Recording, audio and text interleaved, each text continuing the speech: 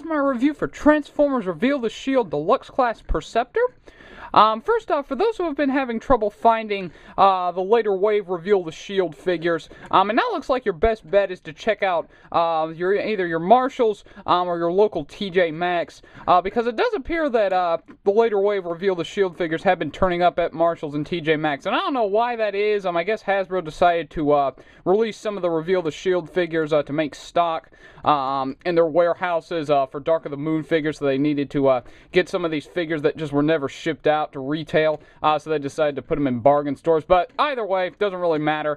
You can find later wave Reveal the Shield figures at your local Marshalls or TJ Maxx. So definitely, if you're having trouble finding the Reveal the Shield line, definitely check out your Marshalls or TJ Maxx. But anyway, moving on to the toy. It's a very, very cool little update. I'm really, really happy they decided to make an update to Perceptor. He's one of my favorite Season 2 G1 characters. I don't like him as much as Wheeljack, who he pretty much replaced in the cartoon, but he's still a pretty cool character. I really, really like his voice actor. I forget what his name is, but I think he just has the perfect voice for this guy. Just very intelligent sounding, very, very cool. Anyway, as you can see, he is not a microscope, like his G1 self. I know a lot of people complain that he isn't a microscope, but personally, I don't care. I think this looks fine. It's some kind of it's definitely a half-track truck, but its purpose is kind of, really up to personal preference. I like to think of it as a geological survey truck, the kind that they use to go up high mountains and track changes in rock, changes in the environment, that sort of thing, which I think fits Perceptor, since he was a scientist in the original G1 cartoon.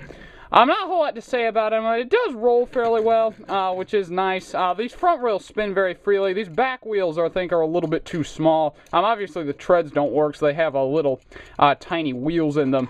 But I think they're a little bit too small for the treads, so he does kind of just glide along surfaces rather than roll along them, which is a bit of a shame, but oh well. And one thing that I will point out right away is you are not seeing things. They did actually chrome this guy, which I am so happy about. The original pictures of this guy that we got just showed him in this very bland white plastic on all his chrome parts, but they actually did chrome this guy, which I think is awesome. And it's one of the few mainstream figures that they've actually done chrome on. I think somewhere I read that Aaron Archer's favorite character is Perceptor, and he had a little bit of a say in what how this figure ended up being designed, and I'm wondering if he requested chrome to be more like the original G1 toy, but that's just a rumor. I don't know if it's true or not. That's just what I heard, but I don't really know why they chromed it. I personally don't care, because I think it's just wicked awesome.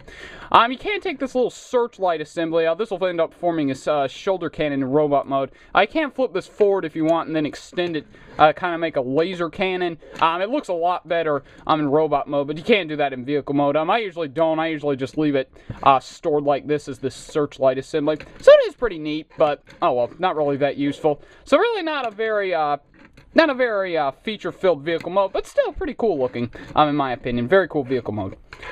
Transformation on this guy, particularly to vehicle mode from robot mode, can be very, very tricky. It is very finicky, which is one of my main complaints. In fact, that is actually my main complaint, is that this guy is a very finicky transformation, especially to and from robot to vehicle. But robot to, or vehicle to robot, really isn't that hard. What you want to do is you want to go ahead and go down here. You want to flip these pieces out. Now, these kind of have a weird, almost like a universe sideswipe arm tabbing system. What you want to do is you want to rotate them all the way around. There's a little post right here that you want to make sure this arm hits like so. It can be a little bit tricky. It is definitely tricky at first, but you do end up getting used to it. But anyway, then you want to go ahead and flip those around like so. Then what you want to do is you want to go back here. You want to take these doors and you want to untab them from the rest of the vehicle, and then you want to flip these legs down. Then what you want to do is you want to go ahead and extend the legs. Then what you want to do, and this is kind of cool, I really, really like how they ended up doing his back legs. What you want to do is you want to go ahead and flip this up, this will tab in right here. There's a tab and slot right here. He also does say MR5 1409 on the back of his vehicle mode. I'm not really sure what that's for. I think the 1409, someone said, is supposed to represent the founding date of the oldest university in the world, which I guess would make sense for a character like Perceptor, who's always seeking knowledge, but I'm not really sure what that means. If somebody does know, please let me know. Anyway, like I said, you want to go ahead and flip that up and tab it in, like so. And like so. Then what you want to do is you want to take these tread pieces. First off, you want to flip down the feet and rotate them around. They are on ball joints, but they are fairly stable ball joints, which is nice. Rotate them around. Then what you want to do is you want to take the treads, you want to flip them in, then you want to push them down, then continue folding them in. Then you want to take this door, and you want to rotate it down, and there's a tab right here. It's going to be impossible to show off on camera, but there's a tabbing system right here. There's a couple of tabs in the door. You want to mess around with it until you can get that door to tab in. And I think that's really, really neat, just how they did that. I think it's really, really neat. I really like that bit of transformation. But anyway, do the same on this side. Rotate that around, push it down, flip that back in, get the door untabbed. Flip that down and tab it in like so. Then you want to go ahead and pull on his legs. This leg extending mechanism is a little bit finicky, which is a minor complaint. I wish that they had found a way to fix that and make it a little bit more solid. Part of it may be just because his legs, upper thighs, are very skinny, so I'm sure it's a little bit more difficult to work with. But I wish that they had found a way to make that a little bit less finicky. And I'm really not pushing that hard. It really is just a finicky mechanism, which is a bit of a complaint, but what are you going to do about it? Anyway, then you want to rotate this around like so. Then with his backpack can be really tricky the first time you transform him, but once you get it, it does work fairly well. Anyway, what you want to do is you want to go ahead and push this little gray piece up about halfway. Then you want to rotate this backpack assembly around, and then you want to tab it in. Then you want to continue pushing his head up, and then, and like I said, it can be tricky. There's a tab right here, this little black slot right here. And you want to find a way to get it to tab in. There we go. You want to tab that whole assembly in, and that'll lock his backpack into place. Actually, it's actually supposed to go up a little bit more. There we go. You want to get it down. You want to get it to be like that. Then you want to tab it in like so, which it's not doing for some reason. Not really sure what's going on with that. It usually doesn't give me this much trouble when I transform it regularly, but of course when I go to shoot the review, it decides to give me some trouble. Yeah, okay, let's see what I did wrong here. There we go. You want to get it to be like that and tab it in. Then what you want to do is you want to rotate the arms up. The instructions say to leave it like this, but I think that makes his shoulders sit a little bit too low, so I usually go ahead and rotate them all the way up. To make them a little bit more proportional. And then, with this cannon, what you want to do is you want to go ahead and flip it forward, go ahead and extend the chrome missile end of it. Then you want to rotate these pieces around, and get them to tab in, like so. And then just straighten them out.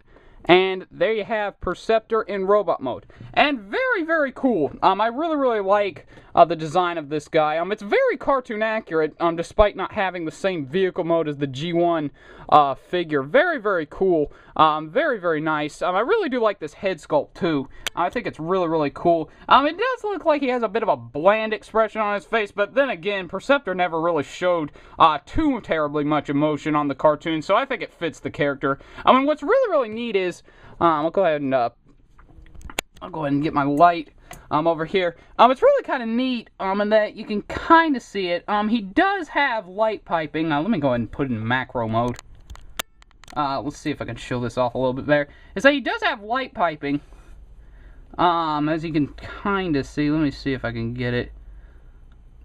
He does have some air bubbles in the yellow plastic right above, or right in his eyes, so it actually does look like he has pupils. That's not really coming across too well on camera. It's a real shame because it's a really, really cool little feature on this guy. Because it does look like he actually has pupils in his light piping, which I think was really, really neat. I'm not sure if that was intentional or not, or if it's just on mine or what, but to me, that's really, really cool. And some of the earlier releases did have painted eyes, but I can't confirm. Mine does have light piping, so it does seem like they actually did decide to go ahead with the light piping rather than painting the eyes, which is nice. But anyway, for posability, his head does rotate left and right. It doesn't go up and down just due to the way it transforms, which is a bit of a shame, but oh well. He does have shoulder hinges right here, and like with the universe sideswipe hinges, you can do pretty much whatever you want with them. You can make them go in and out a little bit, you can make them go up and down. Like I said, you can do pretty much whatever you want with them, which is nice. He does have ball jointed shoulders. He does rotate at the upper bicep. He doesn't have a double jointed elbow, which is a bit of a shame, but oh well, what are you going to do? His wrists do rotate. He does have ball jointed hips. I also should point out, I did put some silver paint apps on his legs that more closely resemble the actual production model shots that we got in the beginning, because it did have this chrome, or not chrome, silver paint app up on his leg, and I think it looks a lot better than just the kind of tealish blue plastic that they used on his leg. Anyway, he does have ball jointed hips. He does rotate at the upper thigh. He does bend at the knee. It actually bends forward at the knee, which I'm not really sure why they incorporated, but oh well. He does bend forward and backwards at the knee, which is nice. And like I say, he does have ball jointed feet. They don't go side to side too much, which is a bit of a shame, but oh well, what are you going to do? He doesn't come with any weapons unless you count the light bar. Speaking of the light bar, he does have this neat little feature of where you can kind of see it right here. It's this little yellow piece right here, and you can flip it up. It actually does have a sight, which is kind of cool. It doesn't really make any sense, really, because he's not going to be able to see what he's aiming at just due to the angle that the light bar is at. But, oh well, still pretty neat feature that they didn't have to include, but did. I do wish it had the ability to rotate around and be on his left shoulder like it was in the cartoon, but I do understand that might have been out of the budget, but I think it still would have been neat. But, oh well, it looks cool enough, so I can forgive it. But like I was saying, he doesn't come with any weapons, which is a bit of a shame. I know that a lot of people have tried to make him hold Blur's sniper rifle. I personally think it looks too big for him, and it doesn't really fit him anyway. But what I usually do, and I'll probably only do this temporarily, since I am planning to get a Dark of the Moon top spin, which is pretty much a weapons pack for any figure, and I'm sure he'll be able to hold at least one of his weapons. Is I usually take the spare Universe Tankor gun from the Universe Tankor I had that broke. I give it to him. It doesn't hold perfectly, and he does hold it at a bit of an angle, but that's really just due to how the gun is designed rather than his hand sculpt. He can also hold other weapons, so long as they have the rounded peg instead of the square peg that Generations Blur's weapons have, but you still can't get him to hold weapons, which is pretty cool. Now for some brief size comparisons, first off, here he is for a standard size comparison next to Bumblebee. So you can see he's just a little bit shorter at the head than Bumblebee, which, it's not that bad. It does look pretty cool. He does look fairly nice next to a lot of Season 2 characters. And just for fun, here he is next to the bots that went with him into Megatron during Microbots. Reveal the Shield Bumblebee, and what I use is my Classics Brawn, Hunt for the Decepticons Fire Trap. So you can see that is a little bit out of scale, since Brawn should technically be a lot bigger than Bumblebee, and Bumblebee should be about Brawn size, but it does still look pretty cool, and I think they look really nice together. I really like that episode that they were in. I thought it was weird, but it was really cool. So I really am glad that I can finally have the three of these guys represented, because I think it is really cool. So yeah, overall, I think he's pretty strong. He's not the strongest of the Reveal the Shield line, that's for sure, but he is still a pretty cool little figure, and I definitely highly recommend you pick him up. Like I said, the later in Reveal the Shield figures, you want to check your Marshalls and your TJ Maxx for these guys, because I did see a couple of them. There were a lot of G2 Laser Prime Deluxes there as well, and I'm hoping to find Wreck-Gar, because I really want Wreck-Gar. But you can't find a lot of the Reveal the Shield later in Deluxes, but definitely I highly recommend this guy. This guy's pretty cool. So if you see the later end Reveal the Shield figures, I definitely think that you should pick this guy up. Maybe if you can only get one, get Wreck-Gar, but I think this guy comes in a strong second, because I think this guy is really cool, and I definitely highly recommend him. So there you go, my look at Transformers Reveal the Shield Deluxe Class Perceptor. Thanks for watching, and please subscribe.